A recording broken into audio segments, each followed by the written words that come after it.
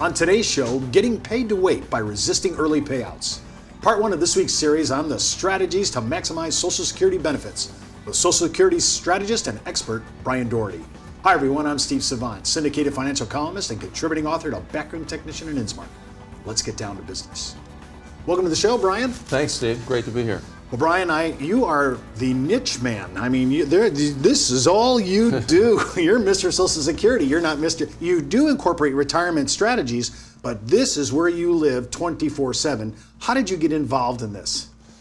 I got involved with it the last few years when I worked at New York Life. I was very involved with retirement income planning and training financial advisors on the challenges that people face once they retire. And it was during this time that I started to read some research about Social Security. And up until then, I've been in the business for over 20 years. I knew literally nothing about Social Security. And when I started to read about it, I was amazed at the program itself, how robust it was, what they allowed you to do, some of the features of it. And I also knew that very few people actually knew much about it. And it was at that time I decided I have to go out and educate people and write a book about this. Now, you have a book coming out pretty much here in the fall, sometime in October, I think it is? Yes. And what's the title of the book? Getting Paid to Wait. Getting Paid to Wait. Now, I've noticed that I've seen some of your material. Many Americans, the moment they turn 62, they execute the payout stream. They do. In fact, that is still the most popular age to claim their benefits. Although it has been going down in terms of the number of people and percentages. It used to be well over 50% claimed their benefits at age 62, the earliest they could claim, and they'd lock into the lowest benefit they could receive for the rest of their lives. By age 65, Steve, 75% of people have still claimed their benefits, and by age 66, over 95% of people have claimed their benefits, and hardly anybody waits till after age 66. Give us the basic 101, because I think people think, well, I paid into the Social Security system forever. Yep. I'm now going to get my payout, whether it's 62, 65, 66, depending upon your age. And now I'm just taking that, my wife's taking hers, and that's it. There's no other games to be played, there's no maximization, there's no leverage, and why should I wait? Well, there is a reason to wait. There's a good reason to wait, although most people don't do it. You're right. I guess the bottom line is they don't think it pays to wait. As you know, they can wait until as long as age 70 to claim, and at age 70 they would maximize their Social Security benefits, and they would receive the biggest monthly paycheck from Social Security for the rest of their lives. A lot of people know that, but they still choose to claim early because at the end of the day, I think they believe it doesn't pay for them to wait. What if I die before I claim my benefits or shortly afterwards? I'm not waiting, I'm getting my money now.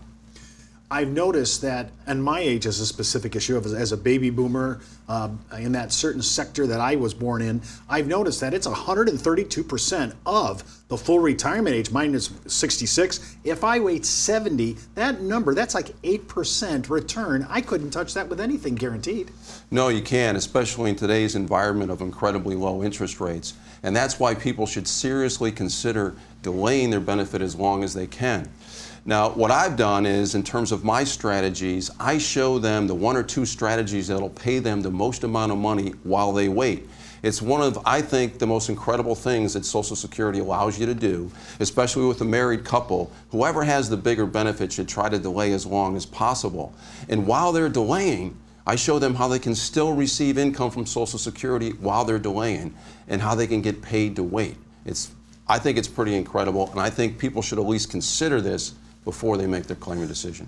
I went out to the Social Security site about 3 months ago, signed up, looked at my benefits. I saw none of the strategies that you talk about in your book, that you've talked about in your lectures. I see none of these strategies. I mean, so I can't depend on the government to lay out all the options, even though they wrote the legislation on this. Yeah, yes. Technically, they're not supposed to give out advice or information in terms of what people should do. They can answer your questions, but they can't advise you in terms of what you should do and what's the best strategy to maximize your Social Security payments. What's really interesting for advisors, and I just really recommend, you need to look at this. If you're in the retirement actual model, if you're doing retirement planning for your clients and that's your main forte in your wheelhouse, you need to start looking at Social Security as the icebreaker and the gatekeeper. This is how do you crash in to get clients. This is one of those, I would say, market penetration tactics that could really help your own practice itself. And of course, you're going to learn about your own product. I learned a ton when I was out on the Social Security system. Absolutely. In fact, I think if financial advisors look at this and they help clients make this decision, first of all, I think they'll get to them before anybody else does, because most people make this decision totally on their own. I think a lot of times they make a poor decision. They get minimum benefits instead of maximum benefits. And if financial advisors are into or retirement income planning is a big part of their business, this may helping their clients make a better Social Security claiming decision will have a positive impact on the overall retirement income plan, and will position their clients, put them in a much better position to have a much more financially comfortable retirement. When we come back from the break, we're going to talk about some of the 3 things that really, why do people continue to go at 62 and not delay. We'll be right back with Brian right after the message. It's not how much money you make for your clients, it's how much money they get to keep, especially in retirement.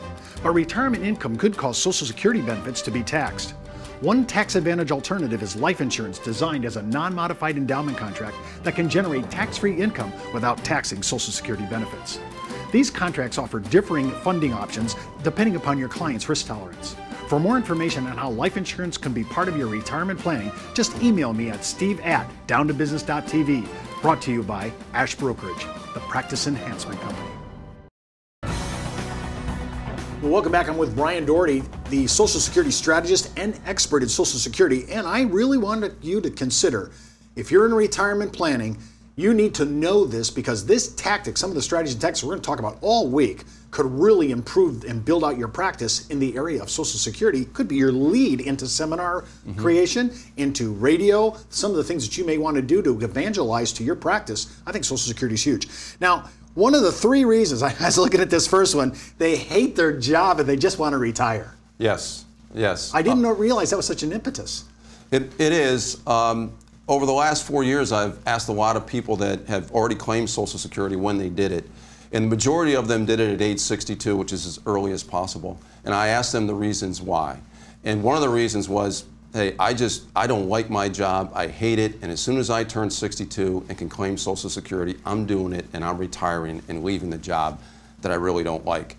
And from my stand, there's not much I can do about that, right? If they have it in their mind that they're just going to leave because they hate their job, well, that's up to them. That's their reason. But that is a reason why people claim early. I'm wondering if they would hate their job worse than when they found out at 70 they could have had a 132% increase. That may be the case, but a lot of people still claim early because they just want to leave their job. Well, I saw your number 2 reason. This is an interesting one because I never really thought this through before.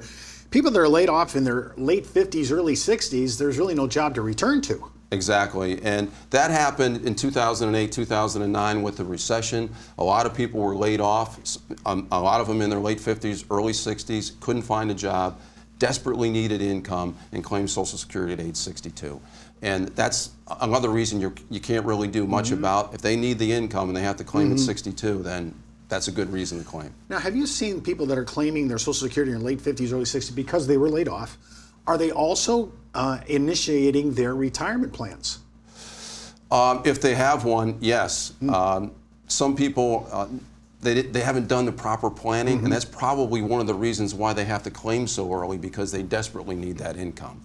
Well, I'm thinking about Social Security from the standpoint of, if I'm late 50s, I don't know if I'm employable any longer. Yes. I'm going to execute my Social Security. I'm also, maybe that's not going to be enough. At 62, it's not even close to full retirement age benefits. So I may need to start pulling some from my qualified plan if I have it.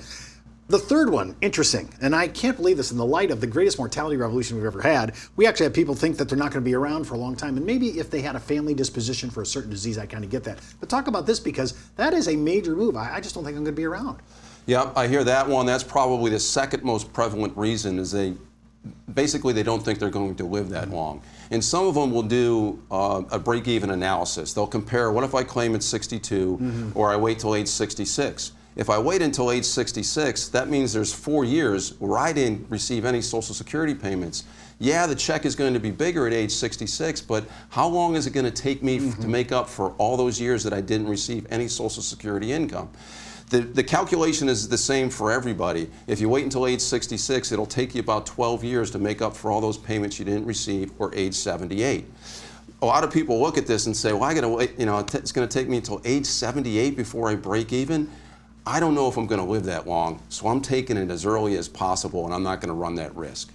Well, again, I could understand if you have short longevity in your family, if you have a disposition for dying before 80, the average, but if you look at the 2001 CSO, the average female rate is like 84, male 81, and that's the average. That's not preferred, non-smoker, that's just the average American. So I think it's kind of short-sighted. I think we're living in the greatest mortality revolution. I think we're going to live a lot longer than we thought. So 78, I think even though and I understand the math, that is the break-even point.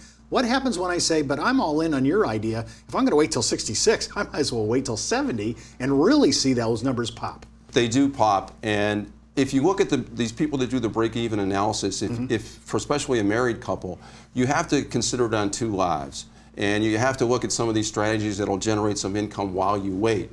If you just look at delaying to age 70 and the break-even point moves out to age 80, and I've talked to a lot of people, they know this, but if you look at some of the strategies I recommend, you can actually reduce that break-even point to, say, age 75, 76, 77, even if the highest earning spouse delays until age 80.